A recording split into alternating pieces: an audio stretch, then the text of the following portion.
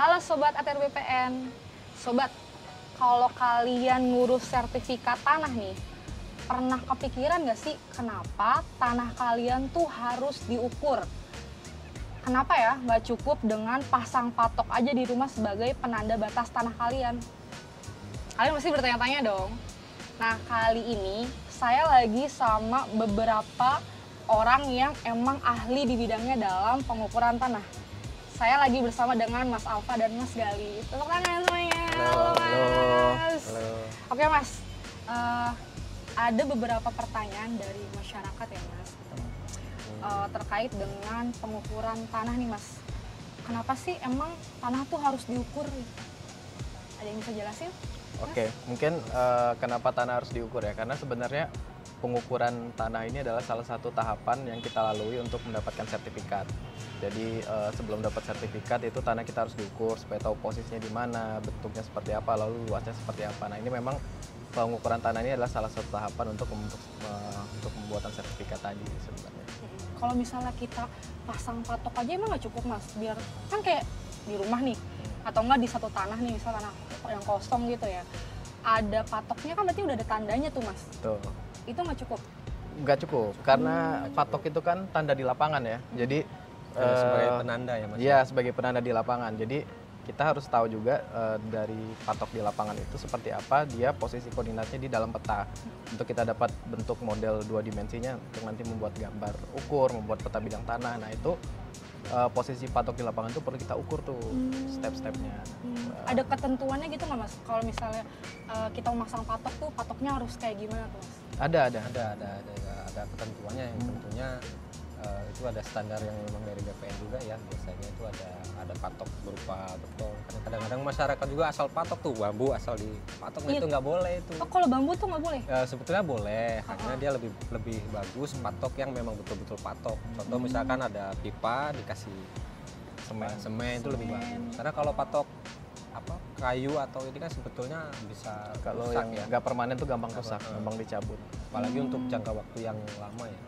Ya, sebenarnya kalau patok itu kan batas ya di lapangan ya. Tapi sebenarnya esensi dari patok itu sendiri adalah kontradiktor delimitasi. Jadi artinya persetujuan antara tetangga-tetangga bersebelahan kan. Jadi sebelum dipasang patok itu pastikan sama tetangga-tetangga bersebelahan itu sudah setuju bahwa batasnya di situ. Lalu posisinya benar di situ sehingga nanti ketika dilakukan pengukuran tidak ada lagi sengketa batas tuh waktu di lapangan, karena takutnya kalau di ukuran dari pasang patok ternyata masih ada sengketa batas, kurang ke kiri, kurang ke kanan, nah itu bisa menghambat pada saat pengukurannya. Kalau menurut saya sih secara filosofi ya patok itu adalah bentuk persetujuan batas di lapangan ya. Jadi tadi kalau dibilang patok itu bergeser, ketika tetangga berbatasan terus pemilik bidang tanah itu udah setuju, harusnya patok itu tidak bergeser. Karena kalau bergeser berarti kan belum setuju nih kan. Setuju-setujunya cuma setuju-setujuan ya, bukan setuju beneran. Jadi kalau ketika itu sudah setuju di lapangan, patok itu harusnya tidak akan bergeser dan tidak akan berpindah. Nah, saya ada beberapa case, nggak banyak sih, tapi patok itu berpindah dan ternyata setelah ditelusuri memang mereka belum setuju nih. Jadi memang menurut saya secara filosofis tuh patok tuh ya itu bentuk persetujuan di lapangan. Ketika itu tetap patoknya di situ, mau 100 tahun ke depan nggak bergeser, berarti ya memang di situ batasnya. Nah, berarti patok itu adalah salah satu kewajiban dari si pemilik tanah itu ya. Betul Kalau sekali. tanah nggak dipatok ya Kan- takutnya dicaplok sama orang. Terus itu kan sebagai tanda batas juga Iya, antara betul bidang tanah. Misal saya punya tanah nih, Mbak punya tanah kan, kalau nggak ada patoknya Iya, jadi bisa repot kan. main hapus robot Nah, aja. itu bahaya kan. Bahaya. Sama kayak Masnya mungkin punya istri atau punya pacar kalau Iya. punya pacar ya kalau Istri, nggak istri. istri. Oh, Iya, punya istri. punya pacar ya kalau nggak langsung dinikahin Nah. dipatok orang kan. Ya, betul. Kenapa sih kita tuh perlu banget peta bidang tanah? Kan kita tahu ada peta bidang tanah keluaran zaman-zaman terdahulu sama zaman-zaman sekarang tuh, Mas. Nah, gimana progres pelaksanaan peta bidang tanah nih, Mas?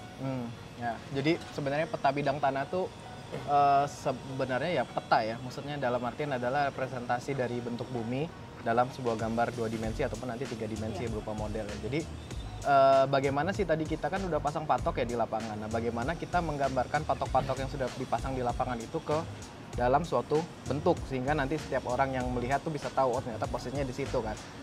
Kalau secara teknisnya ya peta bidang tanah itu penting tuh buat merepresentasikan patok-patok itu nanti yang akan akhirnya dilakukan delineasi batas-batas bidang tanahnya, sehingga nanti kita kalau punya sertifikat tuh ada tuh di sertifikat kita tuh batas bidang tanahnya, lalu dari batas itu nanti akan menghasilkan luas.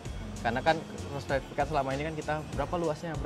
Nah, jadi sebenarnya itu secara hierarkis itu seperti itu. Jadi patok di lapangan itu lalu digambarkan di dalam gambar ukur, lalu antar patok itu kita bikin garis, sehingga dari garis itu akan membentuk sebuah bidang yang akan bisa kita hitung luasnya. Nah, mungkin seperti itu ya. Jadi secara hierarkis kenapa pentingnya peta bidang. Nanti peta bidang itu sendiri adalah salah satu komponen yang perlu kita bawa ataupun kita miliki sebelum kita nanti memohon sertifikat nanti. Peta bidang tanah itu bukan merupakan tanda bukti hak hanya, jadi peta bidang tanah itu digunakan sebagai acuan untuk penerbitan sertifikat nanti. Ya, untuk jadi pengumuman. Untuk pengumuman. Jadi peta bidang tanah itu kan diperoleh dari data hasil pengukuran yang dimana prosesnya itu kan kita pengukuran di lapangan, nanti data hasil pengukuran itu dituangkan dalam gambar ukur, yang kemudian gambar ukur itu adalah terbitlah peta bidang itu sendiri. Nah, peta bidang itu sendiri itu adalah yang nantinya digunakan untuk menjadi dasar dari penerbitan sertifikat. Gitu, Mbak. Mas, kalau misalnya di lapangan nih Mas, bisa nggak sih tiba-tiba gitu ada nambah luasan gitu waktu kita ngurus sertifikat tanah gitu?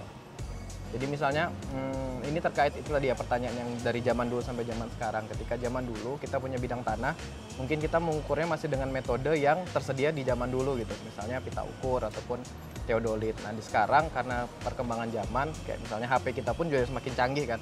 Nah tentu teknologi pemetaan juga semakin canggih, sehingga dimungkinkan adanya perbedaan luas. Karena memang ya zaman dulu dengan metode yang ada di zaman dulu, misalnya luasnya 10, ternyata ketika kita ukur dengan yang lebih teliti sekarang mungkin luasnya 8 atau bisa jadi 11. Nah sebenarnya itu dimungkinkan karena secara metode dan alat ukur juga yang kita gunakan berbeda.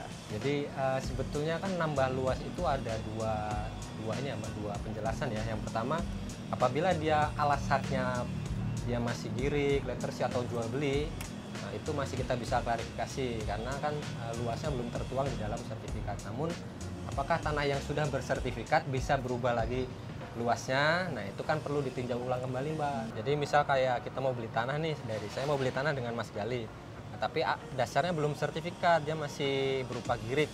Nah namanya orang dulu kan dia beli tanah kan asal sebut aja kan, saya punya tanah 100 meter. Nah dibuatkanlah itu di dalam surat jual beli 100, tapi pada saat kita proses pengukuran, surveyor datang dan petugas ukur datang, ternyata hasilnya bisa lebih. Nah itu nanti biasanya kita buatkan berita acara. Jadi gitu ya guys ya, jadi nggak tiba-tiba berkurang atau nggak tiba-tiba bertambah, tapi kita mengukur berdasarkan prosedur yang berlaku. Betul. Nah kalau boleh tahu nih Mas, kalau tadi kan Mas bilang dulu kita pakai pakai apa? Pita ukur. Terus teodolit. Nah pengen tahu nih Mas, kan zaman makin berkembang ya Mas ya, semakin canggih nih. Sekarang BPN nih punya alat ukur apa aja sih Mas? Saya bingung nih karena kita punya banyak, takut sombong. Banyak. Gak apa-apa, wajib disombongin. Oke. Jadi ya itu tadi ya. Jadi walaupun tadi saya bilang pita ukur terus teodolit itu alat lama, tapi bukan berarti sekarang nggak dipakai. Jadi kita tetap ada pita ukur, tetap ada teodolit, total station. Lalu untuk terrestris, terus yang ekstraterestrialnya kita punya receiver GNSS geodetik, itu yang bisa ukur batas bidang tanah sampai ketelitian milimeter ya. Jadi penggaris kita tuh aja kan senti ya, ini bisa sampai milimeter, itu GNSS geodetik. Lalu untuk yang lain lagi kita punya UAV namanya Unmanned Aerial Vehicle. Jadi itu yang bisa mengukur secara fotogrametris, jadi dari foto udara, lalu nanti kita lakukan koreksi, biasanya kita gunakan untuk peta kerja ataupun peta acuan. Nah itu UAV. Terus juga kita menggunakan citra satelit resolusi tinggi nih. Citra satelit resolusi tinggi ini wahananya ya di satelit, lalu dia punya sensor yang bisa memotret keadaan bumi sekarang. Oke Mas, kalau misalnya terkait sama luas tanah Mas, itu cara mengukurnya tuh gimana sih Mas? Waktu kita SD atau SMP belajar kan kalau persegi panjang tuh luasnya panjang kali lebar gitu. Nah ini sebenarnya konsepnya sama, jadi pakai hitungan matematis tuh. Tapi karena bentuk bidang tanah kita tuh nggak persegi panjang persis, jadi bentuk hitungan matematisnya tuh ada sedemikian rupa dengan software, sehingga harapannya nanti akan lebih teliti, bukan harapannya, tapi bisa dipastikan ya lebih teliti lah daripada kita. Ini kan rawan kesalahan manusia. Jadi masyarakat udah nggak perlu khawatir Nggak perlu dan khawatir. takut lagi ya Betul. semuanya. Nggak perlu was-was beli tanah kurang lah. Iya, nggak perlu was-was nih. Kalau udah diukur ya. Udah diukur. Kalau belum diukur masih was-was bisa. Ya, kalau masih belum diukur Berarti kita nggak tahu nih. kalau kita kedatangan petugas ukur jangan was-was teman-teman. Ya, Karena sebenarnya teman-teman yang di lapangan ini yang justru menyelamatkan aset kita kan, ya, tanah kita kan. kita yang ngecek lah istilahnya kan Iya, batas-batas ngecek. bidang tadi. Kalau misalnya Mas melakukan kegiatan pengukuran Mas, apa aja sih Mas yang perlu ada ketika saat itu Mas? Pada saat pelaksanaan pengukuran itu yang pertama harus ada pemilik tanah tersebut atau yang dikuasakan. Itu yang pertama. Kemudian kayak administrasi berupa dokumen, surat pernyataan pemasangan tanda batas itu harus ada, dan dokumen-dokumen alasan secara fisiknya itu harus ada juga. Kemudian tetangga batas, disaksikan saksi-saksi juga itu lebih untuk Tetangga batas tuh minimal berapa tuh Mas? Biasanya? Sekeliling. sekelilingnya, Sekeliling sekitar utara, rumah ya? selatan, Ya. barat, timurnya. Diupayakan hadir, tapi kalaupun tidak nanti kan ada surat pernyataan tanda batas dan persetujuan tetangga berbatasan itu mungkin Sudah cukup.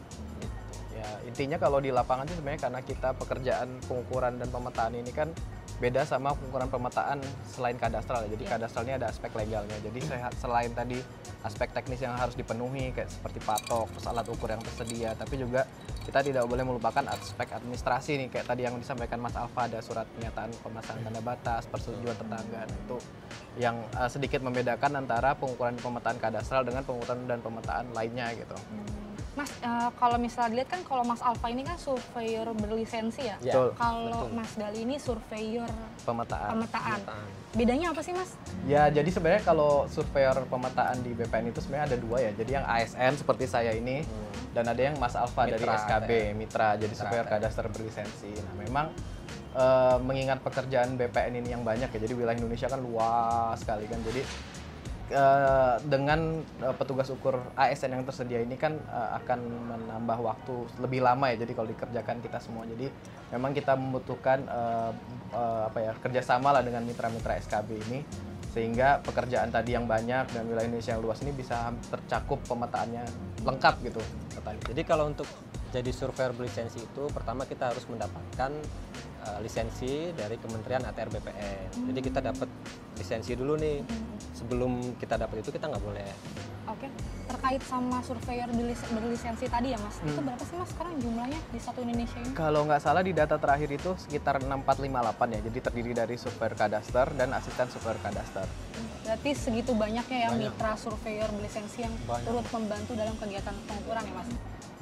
Untuk dukanya mungkin kan karena jadi surveyor berlisensi itu sangat beresiko. Oh, begitu? Iya benar. Petugas ukur surveyor berlisensi itu sangat beresiko. Ini jarang kedengeran sama masyarakat ya Mas. Nah, Karena itu. kan kita Jadi- ada salah satu program namanya PTSL nih guys. Jadi Nah. PTSL pendaftaran tanah sistematis lengkap, di mana pemerintah itu mendaftarkan seluruh bidang tanah di Indonesia secara massal dan gratis ya Mas. Betul. Nah, itu tambah pekerjaan buat teman-teman petugas ukur dan Betul. surveyor. Nah, Tapi dukanya juga tuh kan ini ya, wilayah Indonesia tuh kan luas ya, jadi nggak semuanya tuh gedung kayak gini yang bisa dipijaki. Nah, saya pernah juga sering ngukur juga di hutan, di rawa yang rawa. susah, dan mungkin saya pernah 2 kali ketemu binatang buas. Oh di- gitu, apa tuh Mas?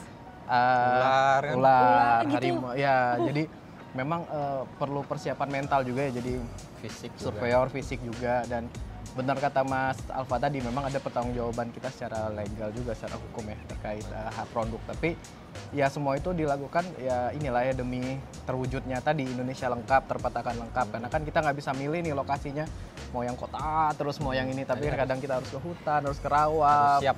Mental harus siap baja ya, untuk- iya. nggak bisa minyi-minyi ya Mas. Gitu. Mas, ini tuh ada pertanyaan terkait dengan survei kadastral. Itu tuh sebenarnya apa sih Mas? Soalnya awam banget sih sebenarnya survei kadastral itu apa?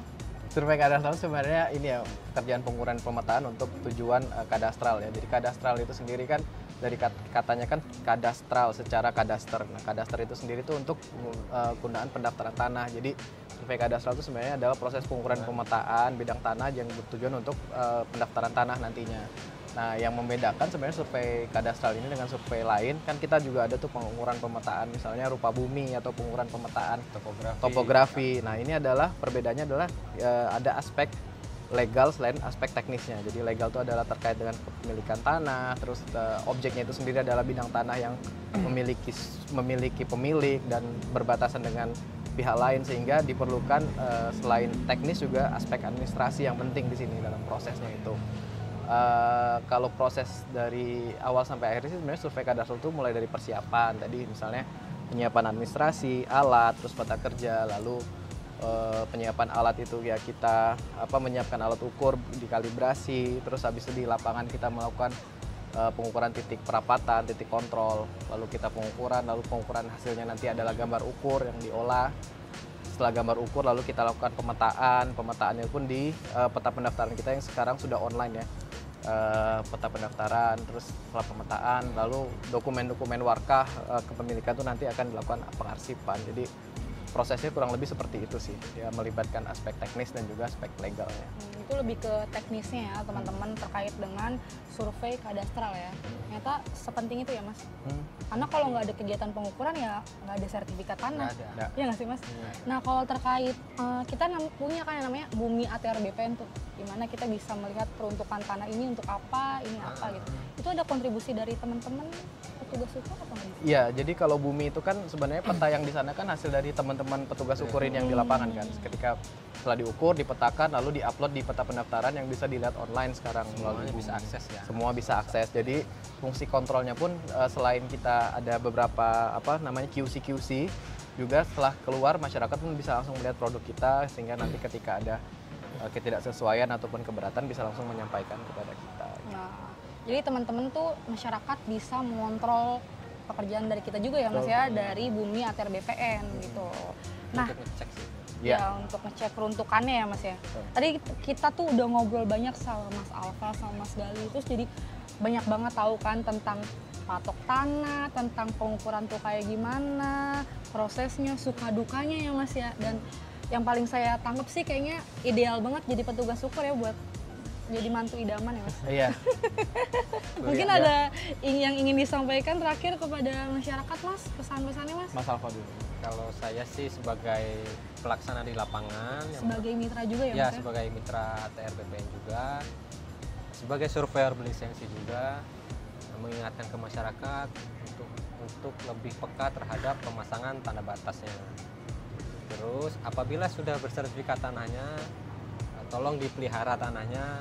Dalam arti dipelihara itu ya tanda batasnya dicek, jangan hanya punya tanah tapi dibiarkan. Ya. Nah itu hanya menimbulkan konflik nantinya.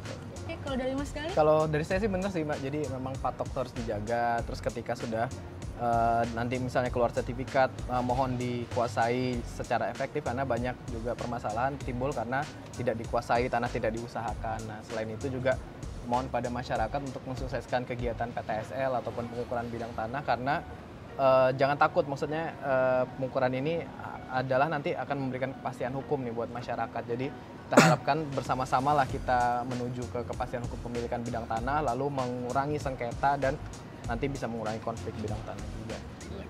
Intinya tetap jaga batas tanahmu dan ikut turut sukseskan gerakan pemasangan tanda batas atau gema patas. Oke, terima kasih banyak sharing-sharingnya Mas Gali dan Mas Alfa. Jadi teman-teman Sobat ATR BPN, sekian dari kami. Kurang lebihnya mohon maaf. See you di next video selanjutnya.